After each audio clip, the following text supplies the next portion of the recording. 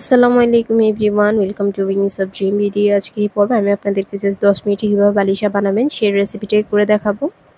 প্রথমে আমি এখানে 1 কাপ ময়দা, 1 চামচের মতো চিনি, পরিমাণ মতো লবণ, সেই সাথে নিয়ে নিয়েছি গুঁড়ির দুধ এবং ঘি দিয়ে এগুলো ভালো করে মেখে নিচ্ছি। তো এখানে কিন্তু তেল ব্যবহার করা যাবে না। নিয়ে নিয়েছি আমি লেবু, আপনারা চাইলে টক দই দিয়েও মাখাইতে পারেন। এটা এভাবে একটু এবড়ো থেবড়ো হবে, তবে বালিশার ডোটা এমনই হয়। তো এটা 10 মিনিটের জন্য আমি রেস্টে রেখে আমি শিরাটা তৈরি করে নিব। শিরার মধ্যে 1 তার 2 তার কোনো কিছুই করতে হয় না, জাস্ট এমনি নর্মাল শিরা তৈরি করে নিলে হয়। একটু ফ্লেভারের জন্য আমি এখানে একটু জায়ফল দিয়ে দিচ্ছি। জাস্ট জায়ফলটাকে একটু ক্রাশ করে দিয়ে দিচ্ছি। তো এইটা শিরাটা যখন রেডি হয়ে যাবে আমি শিরাটা নামিয়ে রাখবো।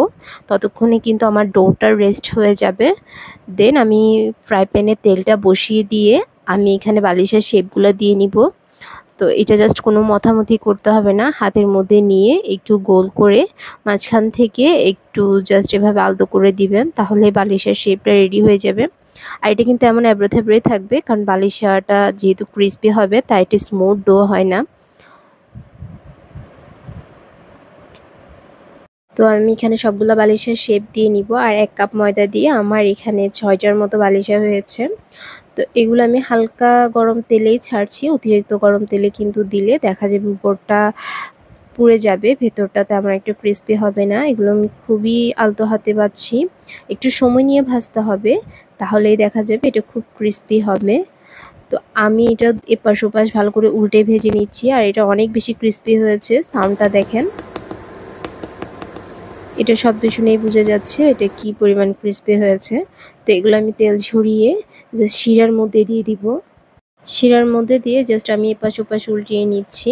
তো এভাবে আমি সবগুলো বালিশেই শিরার মধ্যে দিয়ে দিব এবং দিয়ে এভাবে চামচ দিয়ে নেড়ে চেড়ে নিব। এগুলো আমি 5 মিনিটের মতো শিরাতে রেখেছি। 5 মিনিট পর দেখবেন উপরের পার্টটা জাস্ট একটু সফট হয়েছে, ভেতরটা কিন্তু ক্রিস্পিই আছে। তো শিরা থেকে তুলে জাস্ট উপরে মাওয়া দিয়ে আপনারা সার্ভ করতে পারবেন। আর এইটা 3 দিন পর্যন্ত ভালো থাকবে, এটা কিন্তু ফ্রিজে রাখতে হয় না। তো আমি জাস্ট উপরে একটু গুঁড়া দুধ দিয়ে সার্ভ করে নিয়েছি। তো রেসিপিটা আপনারা ট্রাই করে দেখতে পারেন। রেসিপিটি ভালো লাগলে লাইক, কমেন্ট অ্যান্ড শেয়ার করে দিবেন। বাই বাই, আল্লাহ হাফেজ।